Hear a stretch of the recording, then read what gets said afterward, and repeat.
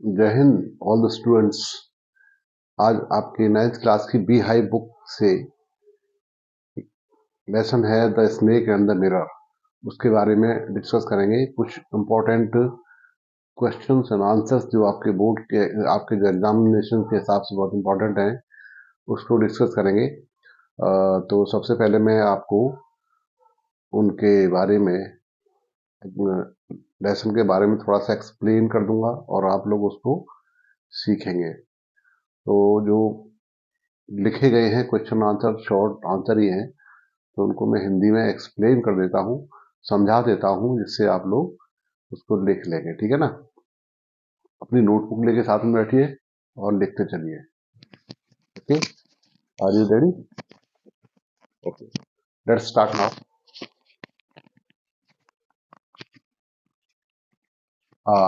First जो question है इसमें, who tells this tale and what is his profession? ये टेल या स्टोरी कौन सुनाता है और उसका क्या प्रोफेशन है, उसका क्या व्यवसाय है? तो इसका आंसर है, this is a frightening tale. ये एक डरावनी कहानी है। इसमें स्नेक का जो अटैक होता है इसके ऊपर, स्नेक जो आता है गिरता है डॉक्टर के ऊपर, वो कैसा भयावह दृश्य है, डरावना है। वो डर जाता है doctor. This is a frightening tale narrated by a young man. एक यंग मैन है, युवा डॉक्टर है, who is a doctor by profession, जो कि बाय प्रोफेशन एक डॉक्टर भी है। डॉक्टर ही है, डॉक्टर भी नहीं, डॉक्टर है। तो इसका आंसर ऐसे लिखेंगे, शॉर्ट आंसर ही है, this is a frightening tale narrated by a young man who is a doctor by profession। अब दूसरा क्वेश्चन ऐसा ही है, छोटा क्वेश्चन है, स्मॉल है, and you can write it very easily, understand it this. When did the doctor reach home? Doctor घर कब पहुंचा? What the first thing did he hear there? जब वो अपने घर पहुंचा तो पहली साउंड उसने कौन सी सुनी, कैसी साउंड सुनी थी? इसका आंसर है, it was a hot summer. गर्मी के दिन थे, समर का सीजन था, और अबाउट 10 o'clock, 10 बज रहे थे, रात के 10 बज रहे थे, उस समय का समय था। द नेरेटर रीच्ड होम, जब अपने घर पे वो पहुंचा तो 10 बजे का समय था और हॉट समर थी, गर्मी के दिन थे। He heard a noise from above, उसने क्या सुना था? एक नॉइज सुना था, शोर सुना था। फ्रॉम अबव, ऊपर से उसने एक शोर सुना था। And it was a familiar sound, ये साउंड कैसी थी? जानी पहचानी लग रही थी, क्योंकि उसके घर में चूहों की आवाज खटपट बहुत होती रहती थी, तो रेट्स जो थे, बहुत मूवमेंट था रेट्स का वहां पे, इसलिए वो अक्सर आवाज होती रहती थी। उसने सोचा ये जानी पहचानी जैसी आवाज है, इसमें कोई डरने वाली बात नहीं है, तो उसने उस चीज पर ध्यान नहीं दिया, डॉक्टर ने उस साउंड पर ध्यान नहीं दिया। सो आंसर हो गया once again, it was a hot summer night about 10 o'clock when the narrator reached home, he heard a noise from above and it was a familiar sound। ये एक जानी पहचानी आवाज थी 10 बजे जब वो अपने घर पहुंचा तो। ठीक है, अभी इसको नोट कर लें सब लोग। तीसरा क्वेश्चन है, why did the doctor go to veranda? Veranda में क्यों गया, वरामदे में डॉक्टर क्यों गया था? And why was he disappointed, ओ निराश क्यों था? डिसअपॉइंटेड का मतलब होता है निराश, हताश। कि डॉक्टर बरामदे में क्यों गया और वो निराश क्यों हुआ, क्यों था वो?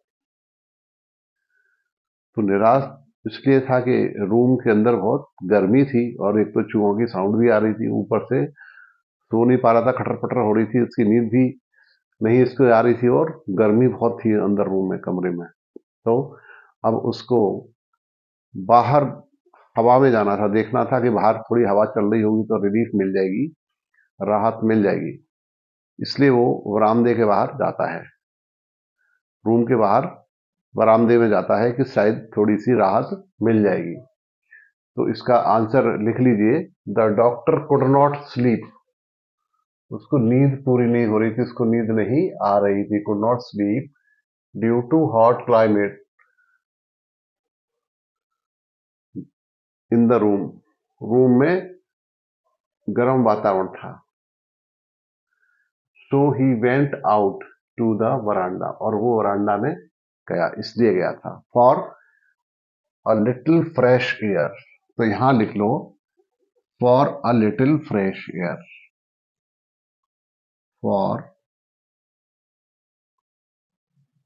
अ लिटिल फ्रेश एयर, थोड़ी सी हवा लेने के लिए वो बाहर गया हुआ था। ही वॉज डिसअपॉइंटेड, वो डिसअपॉइंटेड क्यों हुआ कि because there was no relief, यहां पे कोई रिलीफ नहीं थी, देयर वॉज नो रिलीफ, यहां नो लिख लेना, ठीक है। There was no relief in the veranda also, वरांडे में भी कोई रिलीफ नहीं थी, कोई राहत नहीं थी। ओके, अगला क्वेश्चन है, what two important and earth shaking decisions, उसने डॉक्टर ने जिंदगी में दो फैसले लिए थे, बहुत महत्वपूर्ण थे, अत्यंत महत्वपूर्ण दो फैसले लिए थे डॉक्टर ने।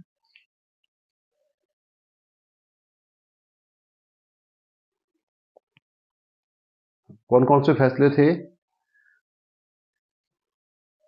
अर्थ शेकिंग, जबरदस्त फैसले थे, है ना। Did the doctor take file he was looking into the mirror, एक बार डॉक्टर शीशे में, मिरर में अपनी शक्ल देख रहा था, दर्पण में, और खुद को देख रहा था बड़ा, तो उसने दो महत्वपूर्ण फैसले लिए। वो कौन कौन से फैसले थे? वो फैसले थे, दो फैसले, इसमें आंसर में लिखेंगे द डॉक्टर फर्स्ट, फर्स्ट फैसला उसका क्या था? First decided to shave daily, उसने क्या किया कि फैसला लिया कि डेली वो शेव करेगा, शेविंग बनाएगा डेली, ठीक है। एंड ग्रो अ थिन मुस्टाच, और क्या करेगा? ग्रो माने उगाएगा, थिन मुस्टाच, थिन माने होता पतली मूछ, और वो पतली सी मूछ उगाएगा, रखेगा उसको। सेकंड डिसीजन उसका क्या था?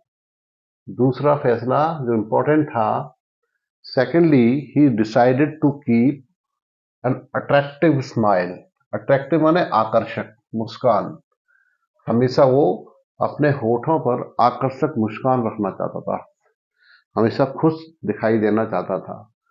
तो दो फैसले थे, कौन कौन से? First, he decided to shave daily and grow a thin moustache, पहला फैसला था उसने कि डेली शेविंग करने का फैसला लिया, और मूछ रखाने का, पतली मूछ रखाने का फैसला लिया। और दूसरा फैसला क्या था? दूसरा फैसला था कि अपने चेहरे पर आकर्षक मुस्कान बनाए रखेगा, वो हमेशा बनाए रखेगा, जिससे वो और अट्रैक्टिव लगे, सुंदर भी लगे और आकर्षक भी लगे, इसलिए वो ऐसा करना चाहता था डॉक्टर, ठीक है। तो इसका आंसर आपको क्लियर हो गया होगा। अभी जो अगला क्वेश्चन है, which type of a woman did the doctor want to marry, doctor किस टाइप की वुमेन को शादी करना चाहता, वुमेन से शादी करना चाहता था? क्योंकि वो युवा था, उसकी उम्र थी शादी की, वो स्मार्ट भी था, और शीशे में देख के अपने को खुश भी हो रहा था, तो उसके मन में इच्छा जागृत हुई कि मैं अब शादी कर लेना चाहिए। लेकिन शादी करने के लिए उसकी जो पहली पसंद थी वुमेन कौन थी, मतलब किस टाइप की वुमेन को लेडी से शादी करना चाहता था? तो इसका आंसर आप लिखेंगे, he wanted to marry a lady doctor, वो कौन होनी चाहिए? एक तो लेडी और डॉक्टर होना चाहिए। Who had plenty of money, जिसके पास, प्लेंटी ऑफ होता है बहुत सारा, प्लेंटी ऑफ का मतलब बहुत सारा धन हो, and a good medical practice, और उसकी मेडिकल प्रैक्टिस भी होना चाहिए, मतलब डॉक्टर करने का अभ्यास होना चाहिए। And she should be fat enough, और क्या चाहता था, ये तो हंसी में है, फैट मतलब थोड़ी वजनदार हो, मोटी हो। Because if he made a silly mistake, अगर वो कभी मिस्टेक करता है और उसके पीछे उसको भागना पड़े, वाइफ को अपने डॉक्टर के पीछे भागना पड़े, तो भाग नहीं सके। She should not be able to catch him, उसको भाग के पकड़ नहीं सके। इस तरह से डॉक्टर चाहता था ऐसी लड़की से शादी करना। तो ये भी बड़ा इंटरेस्टिंग क्वेश्चन है। और अगला क्वेश्चन है, what was the reaction of doctor when the snake coiled around his arm? Doctor का क्या एक्शन था जब सांप जो है, सर्प, डॉक्टर के बाह में लिपट गया था? तो एक वर्ड आया है इसमें, कॉइल्ड। कॉइल्ड का मतलब है लिपट जाना या कुंडली मार लेना। तो सांप ने उसके हाथ पर कुंडली, वहां पे कुंडली मार दी थी। उस समय उसका क्या रिएक्शन था? ये थोड़ा जो है डरावना सीन है, फ्राइटनिंग लिखा है, फ्राइटनिंग। तो ये जो सीन है यहाँ पर, ये वाला ये फ्राइटनिंग सीन है, डरावना सीन है कि जैसे ही सांप ने डॉक्टर के हाथ पे कुंडली मार दी और लिपट गया बुरी तरह से, और इतना जोर से लिपट गया कि उसकी खून की सप्लाई बंद सी हो रही थी, हाथ की ब्लड सप्लाई बंद होती है उसको दिखाई दे रही थी, बहुत टाइट से उसने लिपट गया था सांप। The doctor did not move, doctor बिल्कुल हिला नहीं, और शो एनी रिएक्शन, और उसने कोई हरकत बॉडी में नहीं करी। Because any type of movement, क्योंकि किसी प्रकार की कोई गतिविधि वो हिलता डुलता तो उसके लिए खतरा पैदा हो सकता था। Bye him could invite the snake to strike on his face. उसके चेहरे के पास ही उसका फन था, फन ऐसे लपेटा हुआ था और फन उठा के उसके चेहरे की तरफ था, बिल्कुल पास में था। तो जरा सा भी वो हिलता, जरा सा भी मूवमेंट करता तो उसके फेस पे वो अटैक कर देता, स्ट्राइक कर देता। ठीक है ना? तो उसके चेहरे पे वो स्ट्राइक कर सकता, इसलिए वो डॉक्टर बिल्कुल मूवमेंट नहीं किया उसने कोई भी। He kept on sitting stand still, stand still मतलब शांत, बिल्कुल शांत रहा, बिल्कुल हलचल रहित। होल्डिंग हिज ब्रेथ, अपनी सांस रोके रहा। BREATH है, ब्रेथ माने सांस रोकना, तो उसने अपनी सांस रोक के रखी थी। The doctor did not move or show any reaction because any type of movement by him could invite the snake to strike on his face. He kept on sitting, यहां होगा he kept on sitting, दी नहीं है, he है, इसको लिख लें, he kept on sitting। ठीक है, he kept on sitting, he kept on sitting, stand still, holding his breath। और अगला क्वेश्चन है, the snake looked into the mirror, सांप ने शीशे में देखा, मिरर में देखा, देखा दर्पण में देखा। And what according to the author it would have been thinking, तो डॉक्टर के अनुसार सांप शीशे में देख रहा था तो क्या सोच रहा होगा? तो ये थोड़ा फनी है। CBI ji, when the snake looked into the mirror, जैसे ही सांप ने शीशे में देखा, दर्पण में देखा, द डॉक्टर थॉट, डॉक्टर ने सोचा, दैट, तो सोचा कि परहैप्स द स्नेक, शायद, इसका अर्थ होता है परहैप्स का मतलब होता है शायद। ठीक है, शायद the snake was admiring its own beauty, ऐसा लगता था कि अपने खुद की सुंदरता को वो एडमायर कर रहा था। एडमायर मतलब प्रशंसा कर रहा था, अपने खुद की सुंदरता वो निहार रहा था शीशे में और खुश हो रहा था। और it was thinking of growing thin moustache, और या वो डॉक्टर की तरह छोटी मूछ रखाने की सोच रहा था सांप, कि डॉक्टर ने जैसी मूछ रखाई है वैसी छोटी पतली मूछ में भी रखाऊंगा। और यूजिंग आई शेडो, या फिर आई शेडो लगाएगा या मस्करा लगाएगा, और वियरिंग ए वर्मिलियन, सिंदूर का स्पॉट होता है ना, वो लगाएगा ऑन इट्स फोरहेड, फोरहेड पे। तो ये है, बड़ा फनी आंसर है इसका, बहुत अच्छा आंसर है। तो इस तरह से आपके वो 1 से लेके 7 क्वेश्चन आपके मैंने लिखवा दिए हैं और समझा दिए हैं।